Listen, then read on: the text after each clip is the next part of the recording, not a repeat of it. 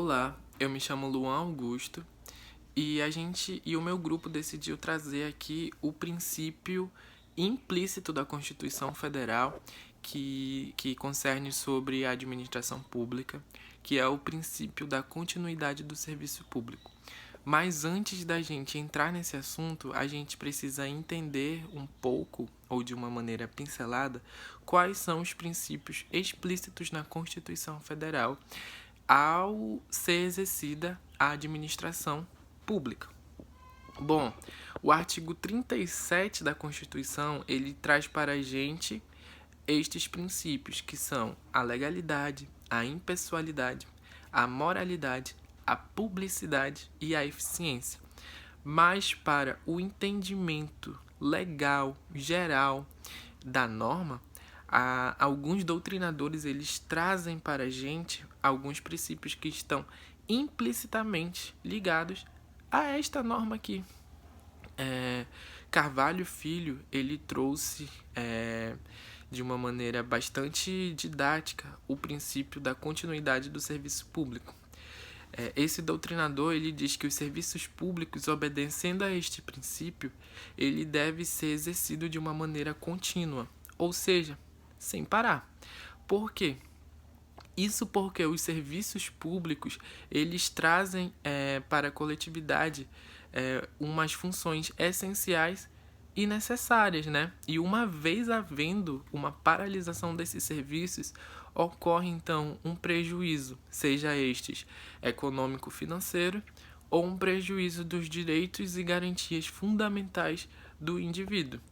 Então, Luan, então quer dizer que quando um servidor público exerce o seu direito de greve, ele está exercendo tal direito de uma forma ilegal? Não.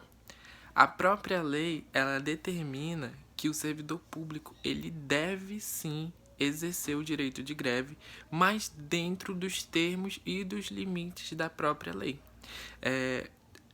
O artigo 37, inciso 7º, ele diz como deve ser a greve do servidor público.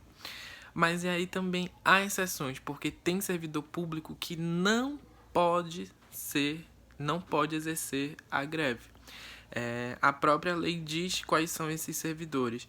O artigo 142, inciso 4º da Constituição Federal de 88, ele diz que os militares não possuem direito à greve. E o STF ele julga equiparadamente os policiais civis como militares. Logo, a estes também é vedado o direito de greve. Vale lembrar que o princípio da continuidade do serviço público não é absoluto. Então, a própria lei ela estabelece algumas exceções para essa continuidade. A Lei 8987 de 95, ela prescreve que não se caracteriza como descontinuidade do serviço público a sua interrupção por alguma situação de emergência ou quando determinada por aviso prévio. Dos casos onde a continuidade do serviço público foi uma das principais causas da decisão, temos ao que ocorreu no Maranhão, onde o presidente do STJ ele restabeleceu a intervenção sobre o transporte aquário, agora de suma importância para aquela população.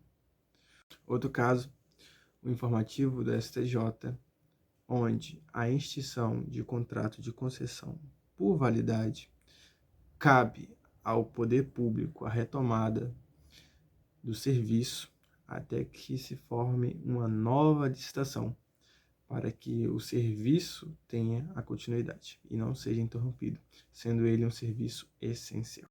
Nesse caso, foi o relator ministro Mauro Campelo, em 2014. Oi, boa noite, meu nome é Gabriel.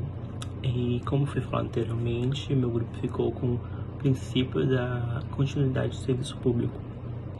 Eu achei no concurso 259 questões relacionadas ao serviço público, mas sobre continuidade do serviço público eu achei apenas 10 questões. Dessas 10 eu selecionei 2, que eu vou falar um pouco sobre cada uma.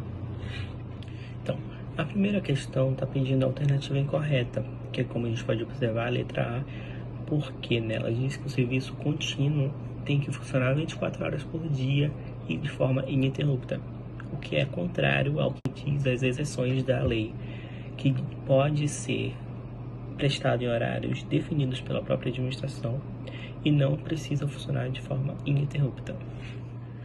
Na segunda questão que eu selecionei, também de 2021, são 3 afirmativas e todas estão incorretas. Na terceira, ele menciona que o princípio da continuidade impede que o usuário seja prejudicado pela ocorrência de greves ou fenômenos naturais, o que não é verdade, porque essa é a exceção da lei, porque esse princípio não é absoluto e compõe exceções.